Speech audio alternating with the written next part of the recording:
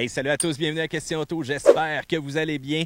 Si vous ne le savez pas, eh bien, je collabore à une émission qui est diffusée du côté de Québec. Il y a une chaîne YouTube aussi qui s'appelle Virage et j'ai Daniel, l'animateur, qui est avec moi. Dan, ça va bien? Salut! Ben oui, ça va super bien. Dan, bienvenue à ta première fois à Question Auto.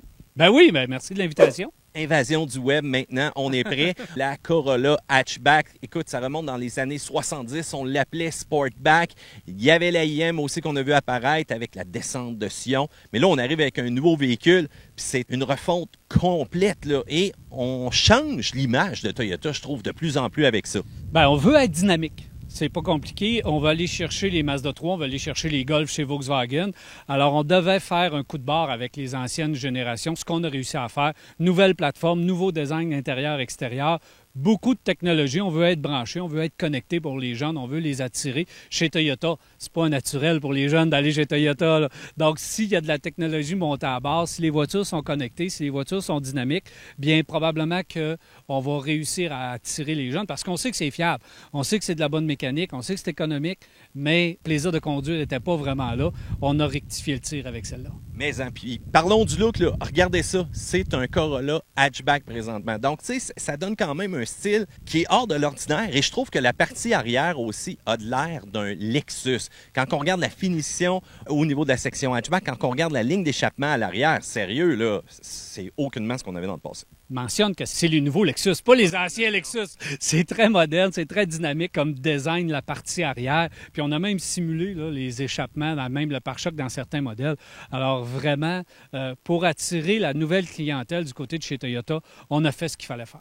Ça fait tourner les têtes quand on s'est promené avec ces véhicules-là. L'intérieur, les gros écrans de 8 pouces, Apple CarPlay. Android Auto, je vous le dis tout de suite, ce qu'on nous a expliqué, c'est que Toyota veut se soucier des données d'utilisateurs. Ils veulent exactement savoir ce que la compagnie fait avec. On ne veut pas donner des données comme ça en temps réel, du métadonnées, puis que ça se retrouve dans les mains de n'importe qui, de n'importe quelle application pour les clients de ces véhicules-là. Donc, avec Apple, c'est réglé. Avec les États-Unis, avec Alexia, c'est réglé présentement, mais il reste le langage. Entune aussi 3.0, les écrans digitales avec les versions les plus équipées, la connectivité, les ports USB, chargeur QI, il manque absolument rien là-dedans. Daniel, tu es toi-même dépassé avec ton iPhone, là. Oui, je suis probablement dépassé avec mon iPhone, sauf que c'est de la technologie qu'on reconnaît, puis qu'on peut conduire, puis qu'on peut utiliser ailleurs. Mais de pouvoir lâcher le volant dans le milieu de la route, puis que la voiture reste dans le centre de la route, qu'elle reconnaît les bords de route, ça, c'est déjà très avancé, puis on est dans une Corolla. Donc, on voit que pour Toyota, la sécurité, la technologie, c'est important. Puis pour la clientèle visée, encore une fois, c'est important. On a mis une belle motorisation dedans. On a amélioré la transmission. La CVT, c'est spécial parce qu'il y a une première vitesse traditionnelle mélangée avec une CVT. Donc, c'est comme si on avait éliminé ce qui est un peu agaçant avec la CVT. Donc, on a une première vitesse, on a des meilleurs départs, on a l'impression d'avoir plus de puissance en démarrage.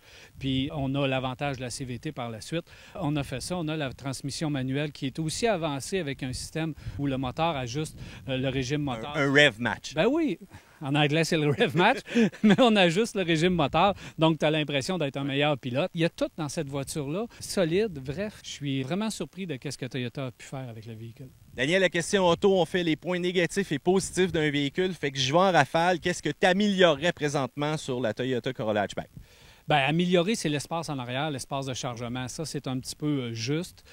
Moi, l'écran ajouté, là, c'est fou, c'est cool, c'est moderne, mais je suis tanné. Okay. Donc ça, c'est quelque chose que j'aurais aimé qu'il soit un peu mieux intégré puis qu'on commencerait à intégrer davantage. À part de ça, il n'y a pas grand-chose. Je vais dire que le véhicule est surprenant. Point plus? Bien, le style dynamique, la solidité du véhicule et l'équipement, quand tu prends tout le véhicule, tout équipé, il manque rien. Tu es dans un véhicule compact, puis tu as les mêmes équipements que dans un Lexus à 70 000. Alors ça, c'est impressionnant.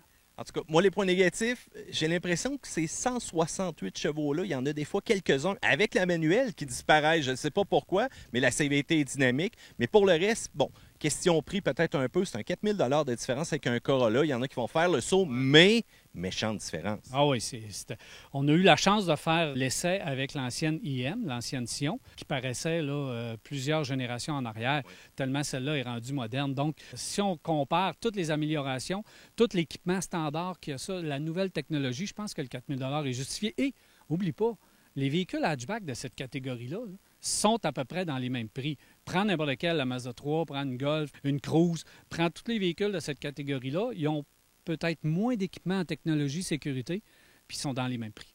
Ben voilà, en tout cas, les points plus, tu l'as pas mal mentionné. La technologie, la sécurité aussi avec le Toyota Safety Sense Package, le 2.0, détection de piétons dans la nuit aussi, détection des cyclistes. Pour une voiture compacte, je suis surpris.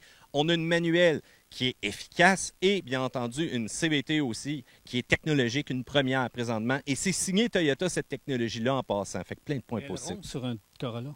Oui, ça donne un petit look rallye, hein? C'est hot! On n'aurait pas vu ça. Ben non, on n'aurait pas vu ça. Ça fait combien de temps que tu es dans l'industrie automobile? 20 ans. Puis t'as-tu déjà vu un Corolla aussi dynamique? Non, j'ai jamais vu Toyota aussi dynamique d'ailleurs, mais j'ai jamais un Corolla.